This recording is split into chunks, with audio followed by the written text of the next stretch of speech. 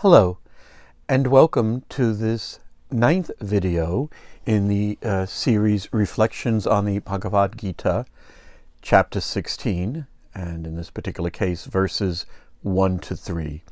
If this is the first of this series that you are looking at, I recommend that you take a look at the list in YouTube where I have all these videos and look at the introductory video first. It explains the purpose, what I'm attempting to do here, some of the background, rather than have to explain that in every video. If you just take a quick look over there, that'll give you some of the background.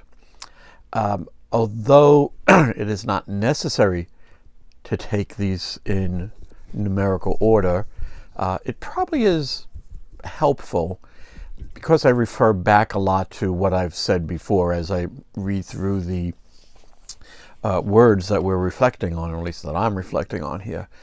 It's sometimes easier just to take them in order. Always your choice, but I'm gonna just assume that you've seen the previous videos to this. And if you have, you know that we first off start with some break from the activities of the day. By the time our feet hit the floor, getting out of bed in the morning, we're generally racing and running. And this whole series, in addition to looking at these words, is also a chance for us to not have the mind racing at 90 miles an hour, as is usually the case for each of us. So with that, with whatever means, and it could just be sitting quietly here in the chair, with whatever means that you know of or practice, if you do need to take a breath and take a moment, I'm just going to take a few moments. Closing the eyes is sometimes easier, so you're not distracted by the outside sights, and just come to rest. It's as simple as that. It's part of the gifts of being human.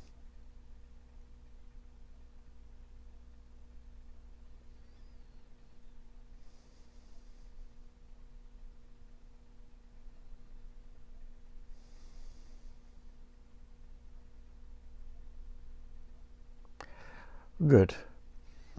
Since there's not much fun in watching somebody sit with their eyes closed on these videos, I keep the period short here so we can get on to the matter at hand, as it were. But whatever time you feel, you hit the pause button, and we'll be right here afterwards. So following the same procedure, we're down to the last couple of words in verse 1, which are tapa and arjava. Arjava we'll leave for the next one. That's simple translation is called uprightness. But tapa turns out to be a very short and a very complex word. And the quick translation given is austerity. But that hardly does it justice, and so as I have been doing with these, I'm going to first go to the Sanskrit dictionary definitions, and of course we always look at the root, because that's kind of where these things spring from. So you see roots, and once they grow this way or that way or out that way, they are the roots are, if you will, actions or verbs. My English is actually, I was a math major, so I mean, English was enough to get by. But let's just take a look, as we have been, at the definition. So we got tapa, and a noun: warmth, heat, pain, suffering, religious austerity, bodily mortification, penance, severe meditation, special observance, and there is a kind of a big parentheses here having to do with, in each of those cases, for the caste system in India. Remember, we are reading from the Gita, a sacred book within Hinduism, and I want to get back to that because in these definitions, right after warmth and heat, it kind of goes downhill for most people. We're not really, depending upon how you look at this religious austerity, bodily mortification, pain, suffering, is, first of all, we don't even wouldn't even think of those as godly qualities. But in talking about how that relates to those around you, there's a whole section which I'd like to get to. Now, the root, top, is to give out heat, be hot, shine as the sun, to make hot or warm, heat, shine upon, to consume or destroy by heat, to suffer pain, to repent of, to be heated or burnt, become hot, to become purified by austerities, as the soul, to suffer or feel pain, to suffer pain voluntarily, undergo austerity, tapas. So that's just the dictionary definitions. Now that presents quite a challenge for what happens. I've been reflecting on this one a little bit more than the others. When somebody says fearlessness or knowledge or giving, there, as I've said before in these videos, is something that we have a direct experience of. But this idea of kind of voluntary suffering, austerities in religion, is not in general a lot of what we would think about. The closest that I can come up with is during the period, I'll go to Christianity now, during the period leading up to Easter, there is the season of Lent, 40 days, and when one, if you will, gives up something.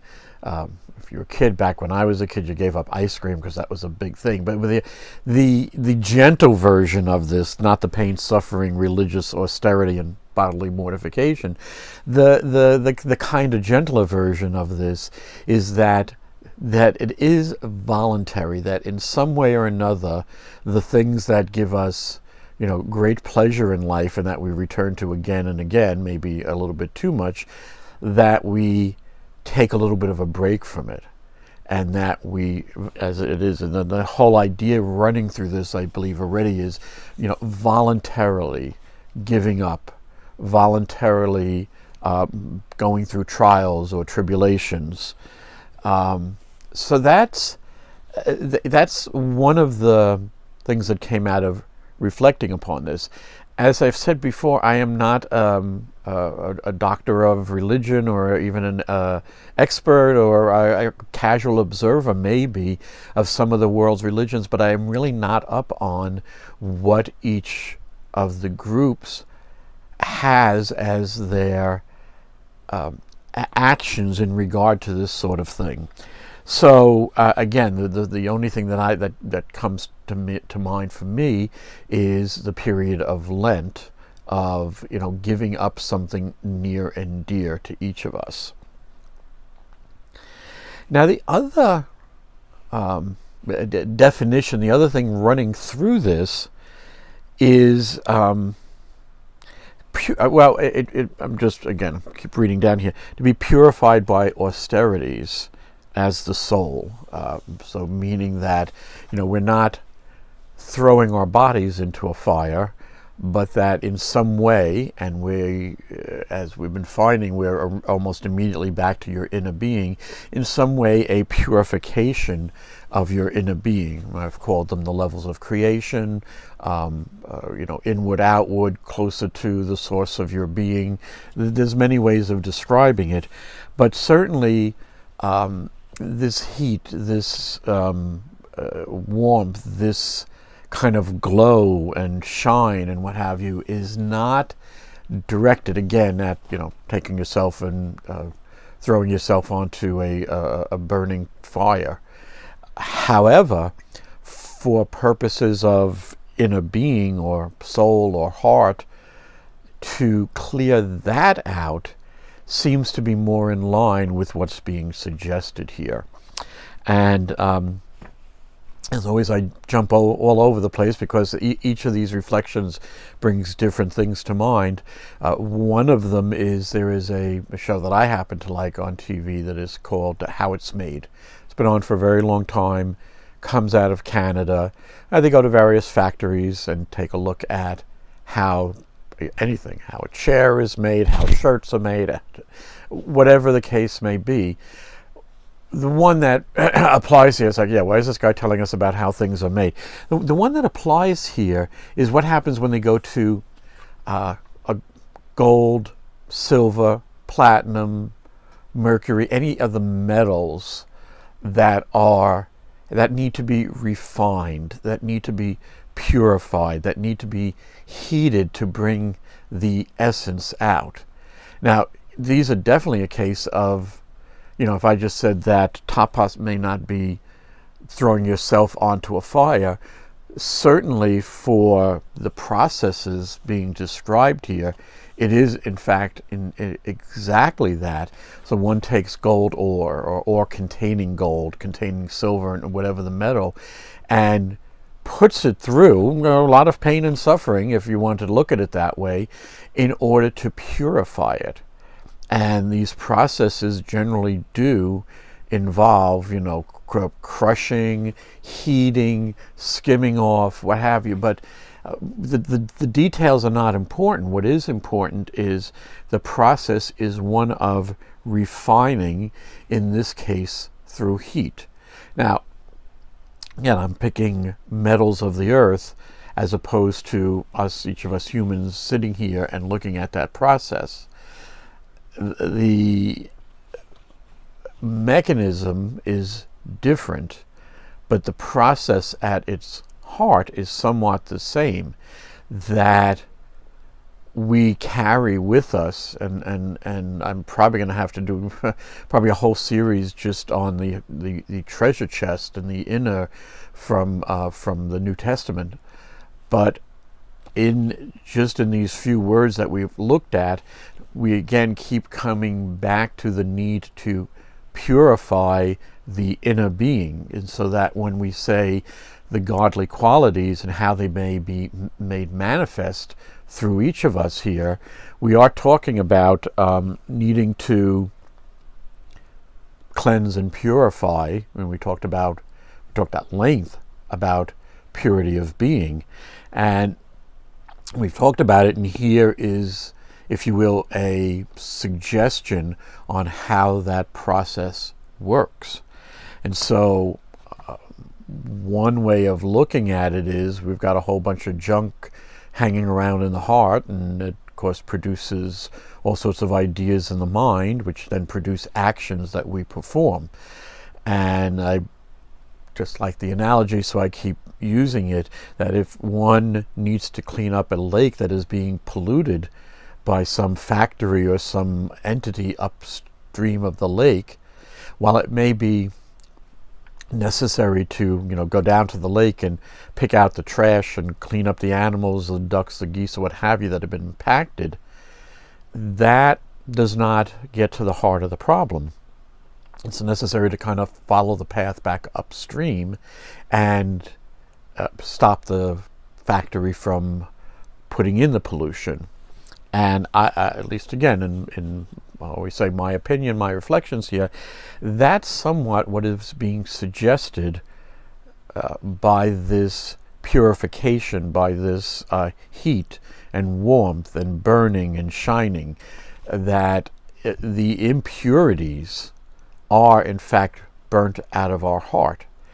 And the reason I think that pain, suffering, severe meditation, I have no idea what that means. Regular meditation is tough enough. I don't know what severe meditation might be, but you're talking about trying to burn out items that are really well lodged within our hearts.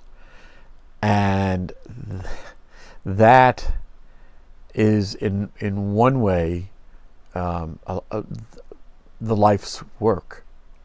Here we are, and we have to cook dinner and go to work, and we take our vacations, and everything else that we do as humans. But if somebody were to say, well, gee, what are you here for? What's the purpose? What would be considered a useful life?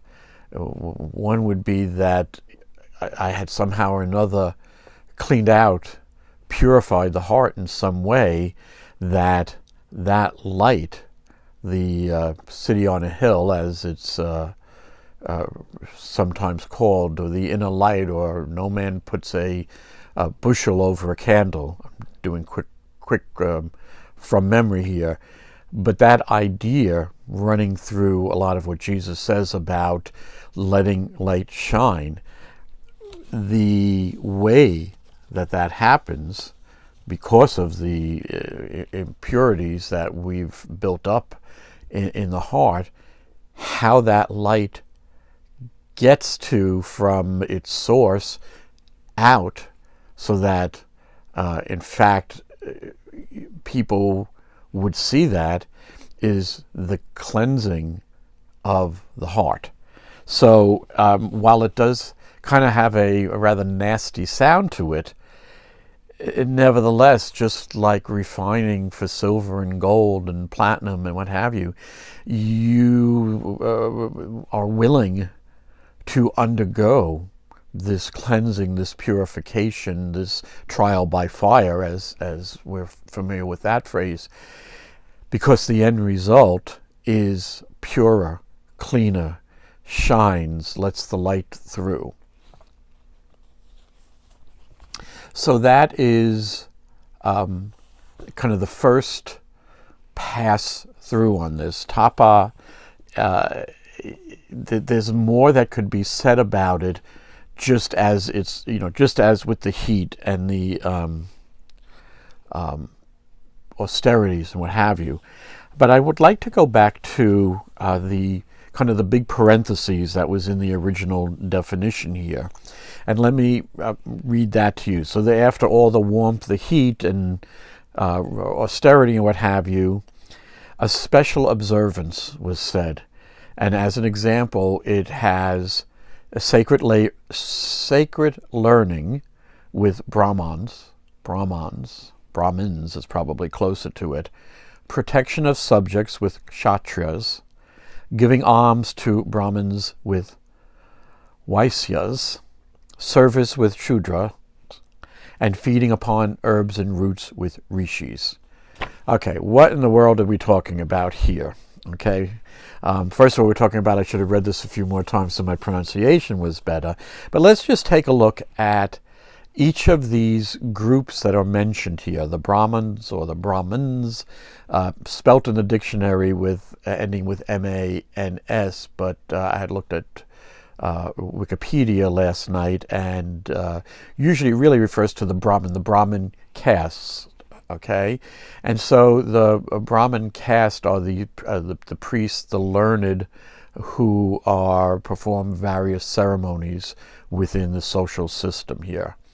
And so sacred learning, if one were to want to know how to go about some of these austerities and practices, just like in any religion, you would go to your,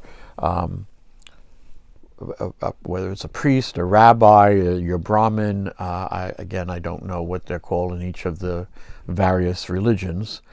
And the idea there is that they are knowledgeable in all the various ceremonies and rites and what have you. Okay. Protection of subjects with Kshatriyas. This is another one of these concepts that is not only a bit foreign to Western civilization, it's probably worldwide foreign. Now, one of the things, I'm going to just take a little diversion here, the Gita, the Bhagavad Gita that we're reading from, is itself a small portion of the larger work, the Mahabharata, which is one of the epic tales of India. And one of the things, as it said, that happened here, the Gita, all of these chapters, is Krishna imparting wisdom to Arjuna before the kind of the big battle that's about to occur. Now, one of the things that it is said that was an outcome of this battle was the elimination, or the basically the killing off of all the Kshatriya class, and these were the protectors of the people. Yes, we have here in America an army and a navy and various branches of the military. While there's some protection in that, I am not sure that does justice to what the Kshatriyas did for the people in India as far as their role. And I did not.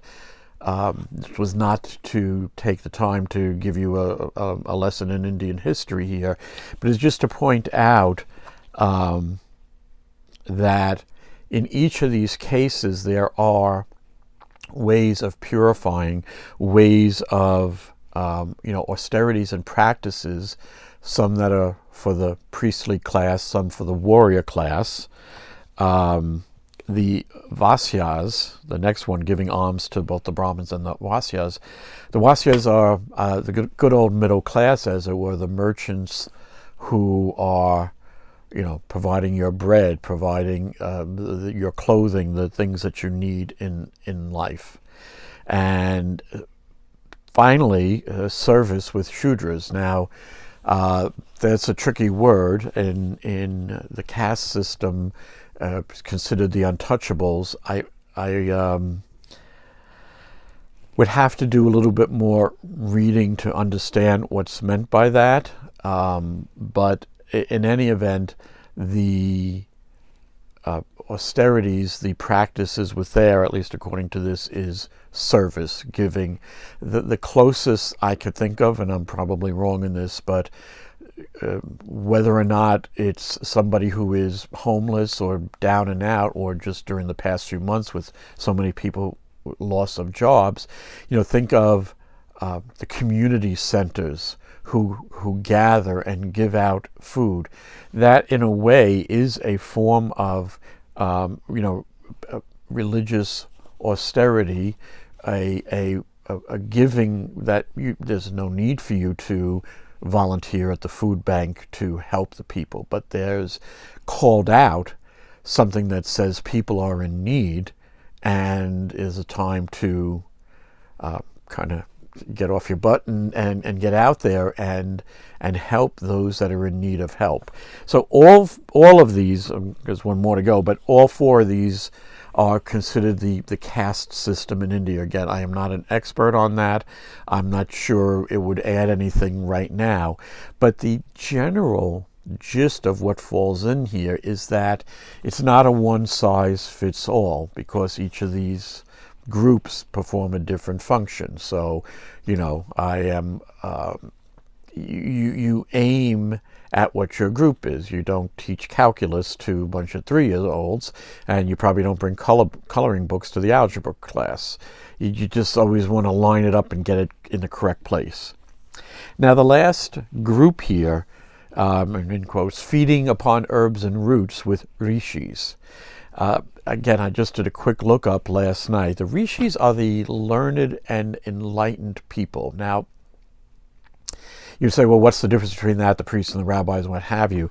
The priest, the rabbi, the spiritual leaders are the day-to-day in the community. And in fact, one of the things that sets apart, let's say, a Catholic priest from a rabbi in a Hebrew tradition is the rabbi is expected to be part of the community. You know what's going on, lives as does the others in the community, and that way the people by sight have an idea of what's expected, what is considered a good living, what is the example being set. Whereas in Catholicism, it's almost quite the opposite. The priest lives, kind of secluded in the church. Yes, they go out and they do community activities. They perform masses on Sundays and weekdays and what have you. But it's not quite the same as being a member of the community itself. There's still this apartness. And the reason I bring that up is because the rishis, you may not even find these people. And I think feeding upon herbs and roots is probably the right way to say that. They could be in a cave, sitting on, sitting on a mountaintop or what have you there. But even there, the practice goes with the group who you are interacting with. There, as I said, well, I don't know what's going to come in. I mean, there's a lot more that I now know can be said about this. But just in the interest of time, I'm going to leave it at that.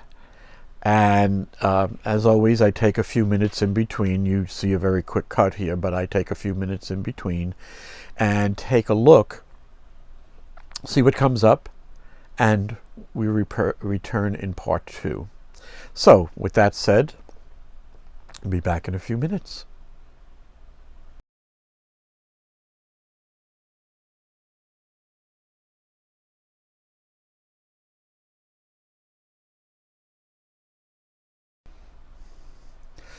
Welcome back to part 2 of this video.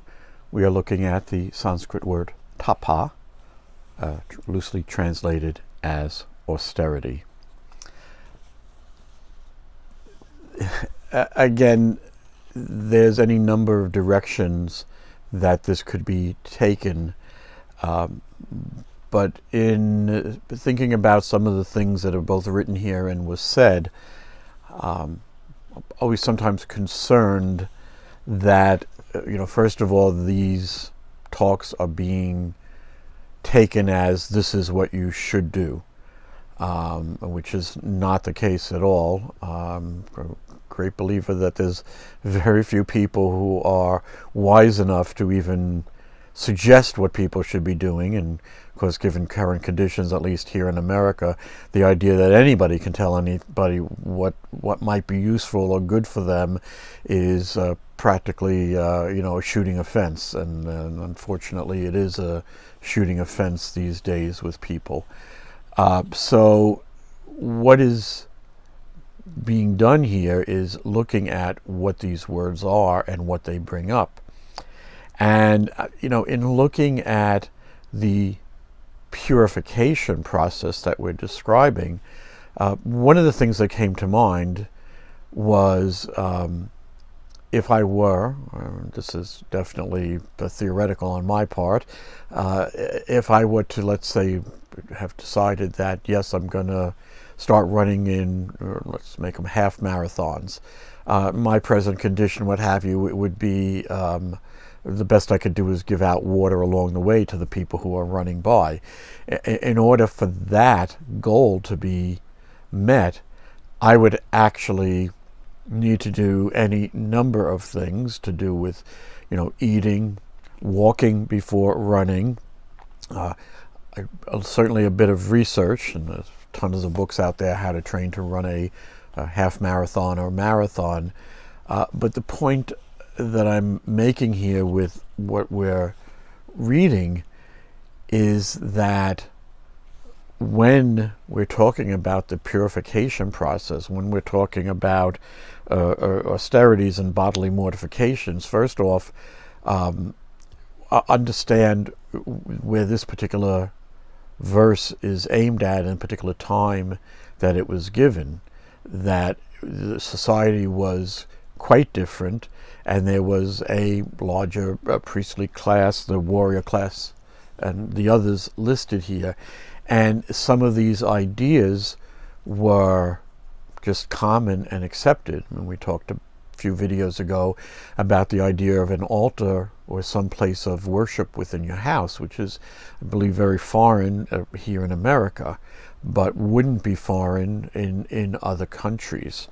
And so on all of these, every single one of these, again, I just keep repeating because people just love to misunderstand things. This is my reflection on the words. Now, the words here, what I read off of is straight out of the Monet-Williams dictionary, which is kind of the Sanskrit dictionary. I think it's stood for about 120, 130 years. nothing else, nobody else wants to go out and write another one of these dictionaries. But it is meant as a method of bringing in another point of view. Sometimes you got to wonder about being me and the things that go flitting by. Fortunately, as we've discussed, things that are in the universal mind are not necessarily yours, so you're not necessarily crazy, although I couldn't prove that. But when we talking here, the first thing that came on, we're watching Whose Line Is It Anyway, and them doing a Yoko Ono song, which tends to be a lot of screaming. And it's another way of looking at music. It may not be one that I would ever want to put on my CD player or stream, because we're now a little more modern. But it's another point of view, and I'm sure there are people who like it, just as there are people who like classical music and don't like classical music. And on everything that's being read and reflected upon here, they're just another point of view of the creation that we live in. And what I have repeatedly said throughout this over and over is, I said something that I've repeated over, other than your mileage may vary. Each of these are for your reflection, if you so desire. What does it mean to you? I could go to the dictionary and flip through and pick 15, 20 different words, put them on little flashcards and hold them up. And if I had a group of 50 people, it's going to mean 50 different things. None of this is trying to close down and say that these are the definitions. They're saying, here's something else you might want to consider. So none of this is saying, we need to, bury ourselves up to our head in mud, or live in a cave and eat only, herbs and roots for a year or so. These are some of the things that come from it, but they're not commands.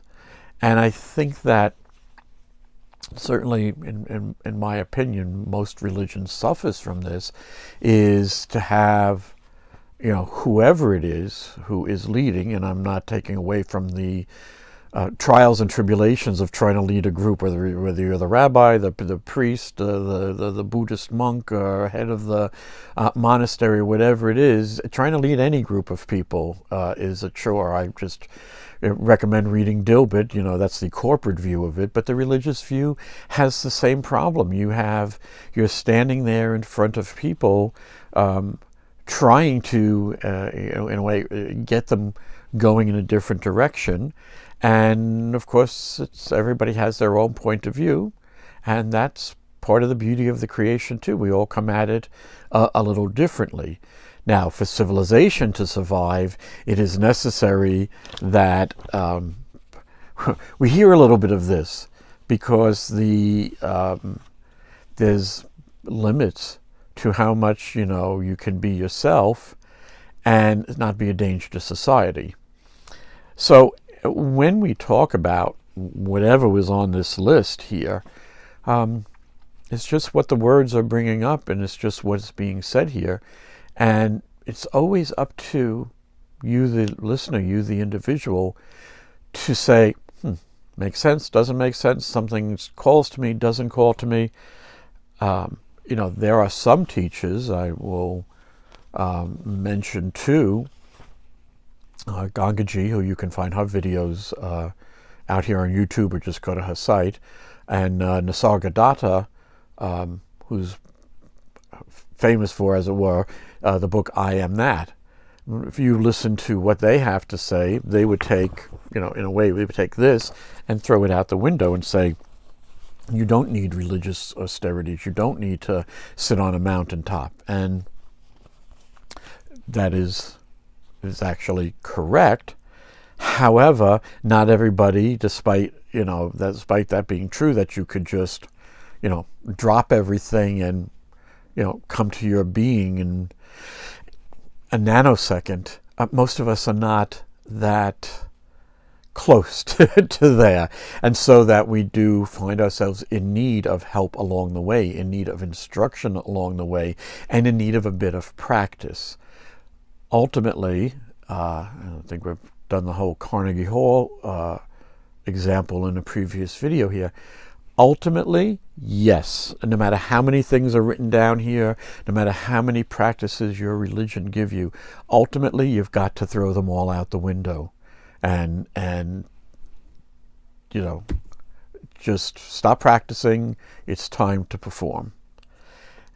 And really what the whole, at least for me, one of the purposes, this is somewhat of a bridging of the gap.